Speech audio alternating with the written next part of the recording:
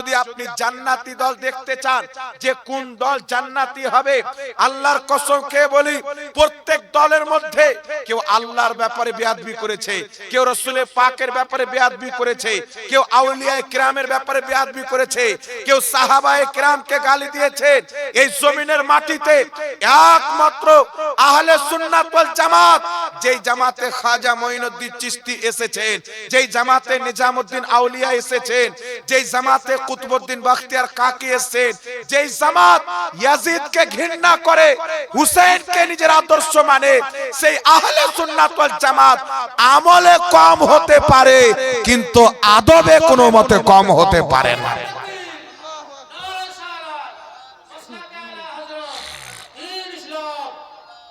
আমাদের মধ্যে কেউ রাসূল পাকের বেয়াদব নাই, আমাদের মধ্যে কেউ আল্লাহ পাকের বেয়াদব নাই, আমাদের মধ্যে কেউ আউলিয়ায়ে কিরামের বেয়াদব নাই।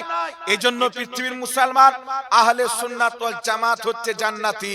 যে আহলে সুন্নাত ওয়াল জামাতের শর্ট নাম মুহাদ্দিসিনে কিরাম বলেছেন সুন্নি জামাত, আর এটা আল্লাহর কোরআন এবং তার তাফসীর দ্বারাও প্রমাণিত। আল্লাহ পাক পবিত্র কোরআনে বলছেন ওয়াতাসিমু বিহাবলিল্লাহি জামিআন ওয়া লা তাফাররাকু। আল্লাহ পাক বলছেন ওয়াতাসিমু বিহাবলিল্লাহি জামিআন ওয়া লা তাফাররাকু।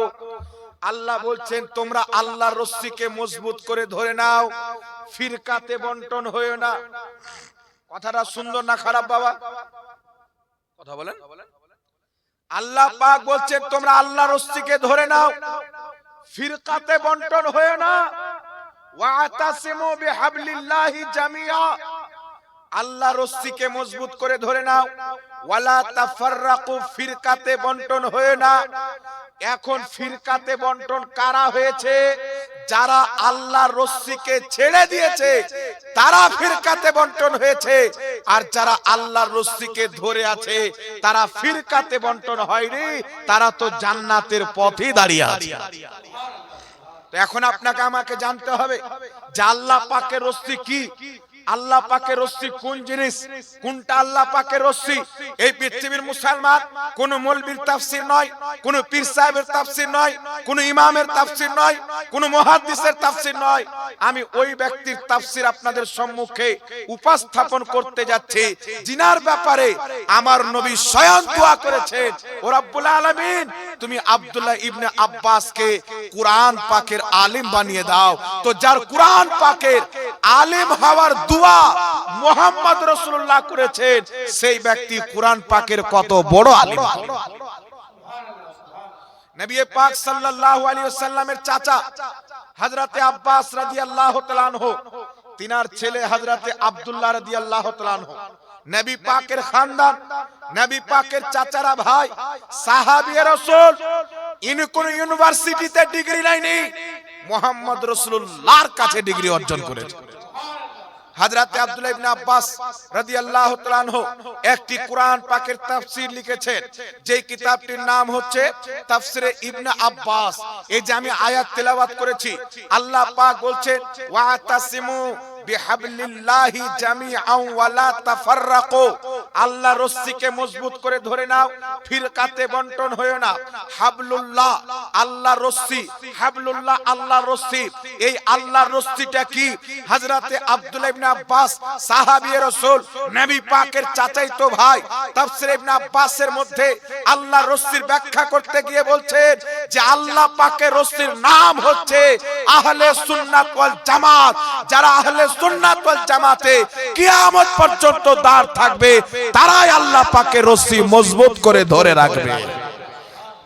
আর যারা আহলে সুন্নাত ওয়াল জামাতের নৌকা থেকে নেমে গেল, আহলে সুন্নাত ওয়াল জামাতকে ত্যাগ করলো, তারা ফিরকাতে বন্টন হয়ে গেল।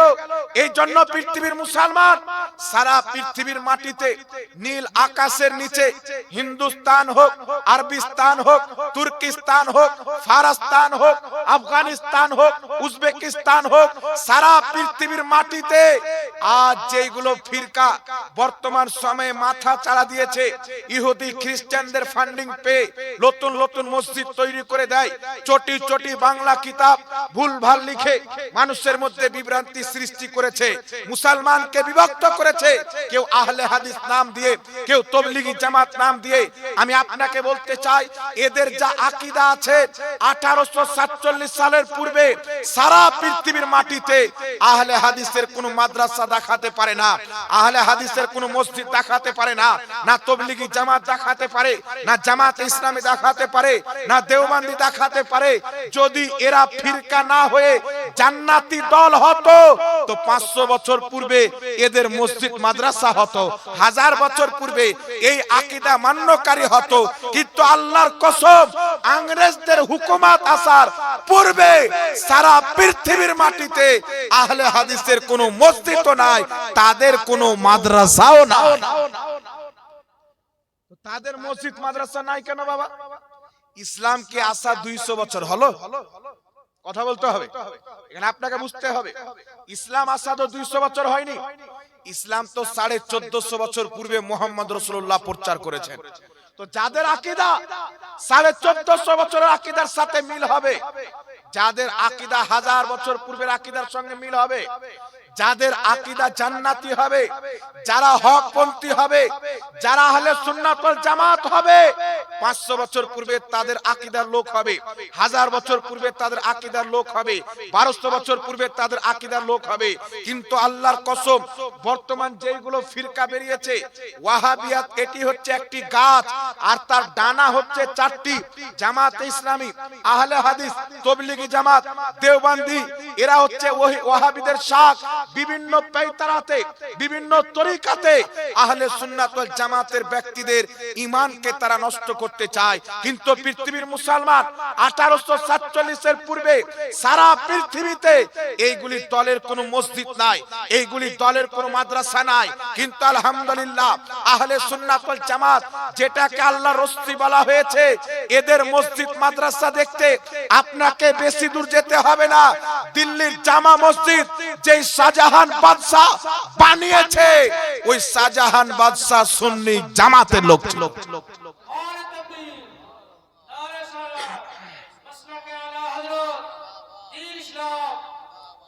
দিল্লির শাহজাহান বাদশা দিল্লিতে যে আপনার জামা মসজিদ বানিয়েছে, ওই দিল্লির জামা মসজিদ বানানেওয়ালা শাহজাহান বাদশা কোন আকীদার লোক ছিলেন?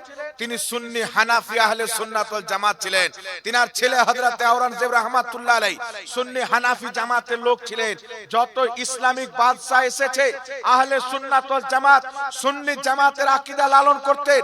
কিন্তু পৃথিবীর মুসলমান ইংরেজদের পূর্বে, ব্রিটিশ হুকুমত আসার পূর্বে এই পৃথিবীর মাটিতে, হিন্দুস্তান, পাকিস্তান, বাংলাদেশ হোক আর সৌদি আরবের মাটি হোক আর পৃথিবীর যে কোনো কোনা হোক, ইংরেজদের হুকুমত আসার পূর্বে এই পৃথিবীতে ওয়াহাবি, আহলে হাদিস, ইসলাম মাযহাবী এদের কোনো মসজিদ মাদ্রাসা পাবেন না।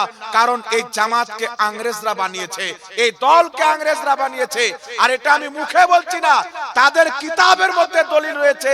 আহলে হাদিস নাম তারা ইংরেজদের কাছ থেকে নিয়েছে, ফান্ডিং ইংরেজদের কাছ থেকে পায়। কিন্তু আহলে সুন্নাত ওয়াল জামাত এটা কোনো ইংরেজদের তৈরি করা দল নয়, সুন্নি জামাত মুহাম্মদ রাসূলুল্লাহর তৈরি করা জামাত। এইজন্য আজ থেকে হাজারো বছর পূর্বে চলে যান, 900 বছর পূর্বে চলে যান, খাজা মঈনুদ্দিন চিশতি সুন্নি জামাতের ব্যক্তি ছিলেন। নিজামউদ্দিন আউলিয়া সুন্নি জামাতের ব্যক্তি ছিলেন। কুতুবউদ্দিন বখতিয়ার কাকি সুন্নি জামাতের ব্যক্তি ছিলেন। সিরাজউদ্দিন আখি পাক সুন্নি জামাতের ব্যক্তি ছিলেন। আমিরে খুসরু সুন্নি জামাতের ব্যক্তি ছিলেন। মুজাদ্দিদ আল পেশানি সুন্নি জামাতের লোক ছিলেন।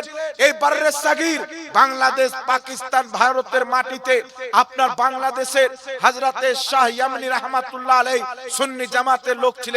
পাকিস্তানের দাতা আলী হুজুরি রাহমাতুল্লাহ আলাইহি, যেইগুলো আল্লাহর ওলিরা এইগুলো এলাকাতে ইসলামের জন্য নিজের জীবন কাটিয়েছেন, ইসলাম প্রচার করেছেন, এরা কেউ কোনো জামাতের লোক ছিল না, সবাই সুন্নি জামাতের লোক ছিল মুসলমান।